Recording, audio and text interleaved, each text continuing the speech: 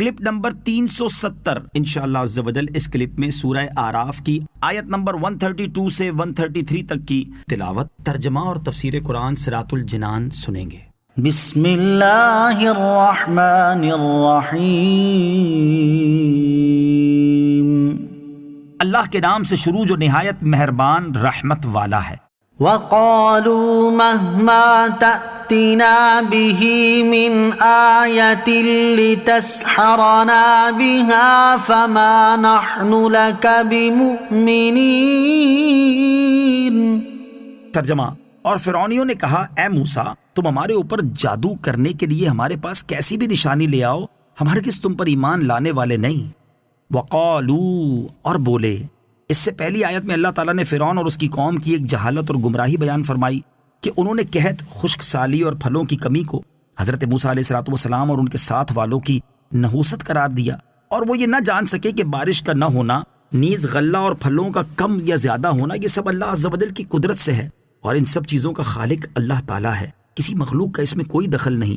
اب اس آیت میں ان کی ایک اور جہالت بیان فرمائی کہ یہ لوگ معجزہ اور سحر میں فرق نہیں کرتے، اور حضرت موسیٰ علیہ السلام کا عصا جو اژدہا بن گیا تھا اسے سحر کہتے تھے، حالانکہ ان کے تمام بڑے بڑے جادوگر حضرت موسیٰ علیہ السلام کے معجزے کے سامنے عاجز ہو چکے تھے۔ جب فرعون اور اس کی قوم کی سرکشی یہاں تک پہنچ گئی کہ انہوں نے حضرت موسیٰ علیہ السلام سے صاف صاف کہہ دیا، اے موسیٰ، تم ہمارے اوپر جادو کرنے کے لیے کیسی بھی نشانی ہمارے پاس لے آؤ، ہم ہرگز تم پر ایمان نہیں لائیں گے۔ تو حضرت موسیٰ علیہ السلام نے ان کے خلاف دعا کی۔ آپ علیہ السلام چونکہ مستجاب الدعوات تھے، اس لیے آپ کی دعا قبول ہوئی۔ حضرت موسیٰ علیہ السلام کی دعائے ضرر کے بعد فرعون اور اس کی قوم پر جو عذاب آئے ان کا ذکر اگلی آیت میں ہے۔ فَأَرْسَلْنَا عَلَيْهِمُ الطُّوفَانَ وَالْجَرَادَ وَالْقُمَّلَ وَالضَّفَادِعَ وَالدَّمَ آيَاتٍ مُفَصَّلَاتٍ فَاسْتَكْبَرُوا وَكَانُوا قَوْمًا مُجْرِمِينَ۔ ترجمہ، تو ہم نے ان پر طوفان اور ٹڈی اور پسو یا جوئیں اور مینڈک اور خون کی جدا جدا نشانیاں بھیجی تو انہوں نے تکبر کیا اور وہ مجرم قوم تھی۔ فَأَرْسَلْنَا، تو ہم نے بھیجا۔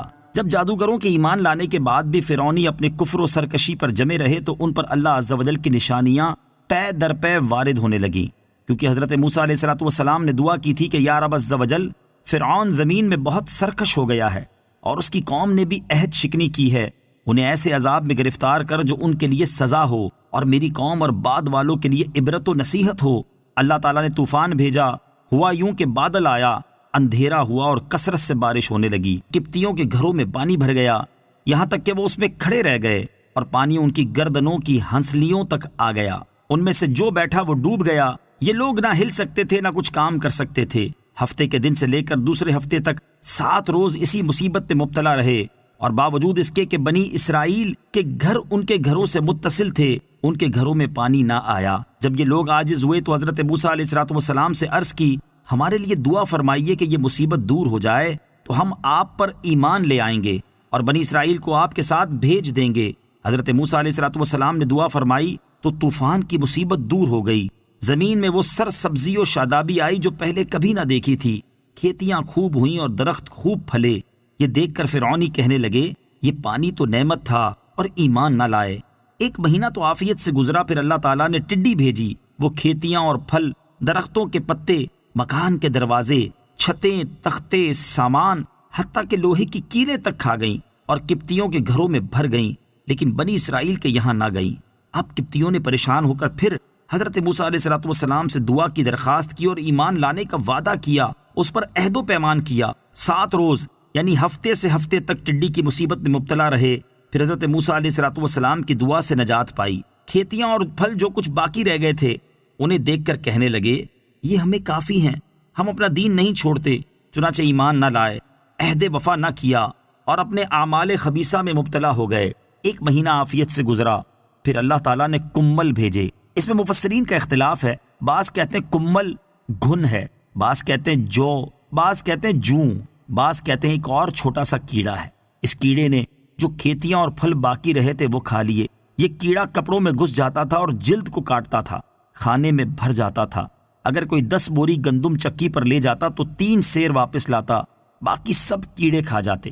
یہ کیڑے فرعونیوں کے بال، بھویں، پلکیں چاٹ گئے، ان کے جسم پر چیچک کی طرح بھر جاتے، حتیٰ کہ ان کیڑوں نے ان کا سونا دشوار کر دیا تھا۔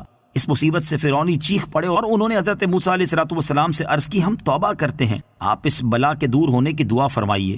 چنانچہ 7 روز کے بعد یہ مصیبت بھی حضرت موسیٰ علیہ السلام کی دعا سے دور ہوئی، لیکن فرعونیوں نے پھر عہد شکنی کی اور پہلے سے زیادہ خبیث تر عمل شروع کر دیے۔ 1 مہینہ امن میں گزرنے کے بعد پھر حضرت موسیٰ علیہ السلام نے دعا کی تو اللہ تعالیٰ نے مینڈک بھیجے، اور یہ حال ہوا کہ آدمی بیٹھتا تھا تو اس کی مجلس میں مینڈک بھر جاتے، بات کرنے کے لیے منہ کھولتا تو مینڈک کود کر منہ میں چلا جاتا، ہانڈیوں میں مینڈک، کھانوں میں مینڈک، چولوں میں مینڈک بھر جاتے تو آگ بجھ جاتی تھی، لیٹتے تھے تو مینڈک اوپر سوار ہوتے تھے۔ اس مصیبت سے فرعونی رو پڑے اور حضرت موسیٰ علیہ السلام سے عرض کی، اب کی بار ہم پکی توبہ کرتے ہیں۔ حضرت موسیٰ علیہ السلام نے ان سے عہد و پیمان لے کر دعا کی تو 7 روز کے بعد یہ مصیبت بھی دور ہوئی اور 1 مہینہ عافیت سے گزرا، لیکن پھر انہوں نے عہد توڑ دیا اور اپنے کفر کی طرف لوٹے۔ پھر حضرت موسیٰ علیہ السلام نے دعا فرمائی تو تمام کنوؤں کا پانی، نہروں اور چشموں کا پانی، دریائے نیل کا پانی، غرض ہر پانی ان کے لیے تازہ خون بن گیا۔ انہوں نے فرعون سے اس کی شکایت کی تو کہنے لگا کہ حضرت موسیٰ علیہ السلام نے جادو سے تمہاری نظر بندی کر دی ہے۔ انہوں نے کہا، تم کس نظر بندی کی بات کر رہے ہو؟ ہمارے برتنوں میں خون کے سوا پانی کا نام و نشان ہی نہیں۔ یہ سن کر فرعون نے حکم دیا کہ قبطی بنی اسرائیل کے ساتھ ایک ہی برتن سے پانی لیں، لیکن ہوا یوں کہ جب بنی اسرائیل نکالتے تو پانی نکلتا، قبطی نکالتے تو اسی برتن سے خون نکلتا، یہاں تک کہ فرعونی عورتیں پیاس سے عاجز ہو کر بنی اسرائیل کی عورتوں کے پاس آئیں اور ان سے پانی مانگا تو وہ پانی ان کے برتن میں آتی خون ہو گیا۔ یہ دیکھ کر فرعونی عورت کہنے لگی کہ تو پانی اپنے منہ میں لے کر میرے منہ میں کلی کر دے، مگر جب تک وہ پانی اسرائیلی عورت کے منہ میں رہا پانی تھا، جب فرعونی عورت کے منہ میں پہنچا تو خون ہو گیا۔ فرعون خود پیاس سے مستر ہوا تو اس نے تر درختوں کی رطوبت چوسی، وہ رطوبت منہ میں پہنچتے ہی خون ہو گئی۔ 7 روز تک خون کے سوا کوئی چیز پینے کی میسر نہ آئی۔ تو پھر حضرت موسیٰ علیہ السلام سے دعا کی درخواست کی اور ایمان لانے کا وعدہ کیا۔ حضرت موسیٰ علیہ السلام نے دعا فرمائی، یہ مصیبت بھی دور ہوئی مگر وہ ایمان پھر بھی نہ لائے۔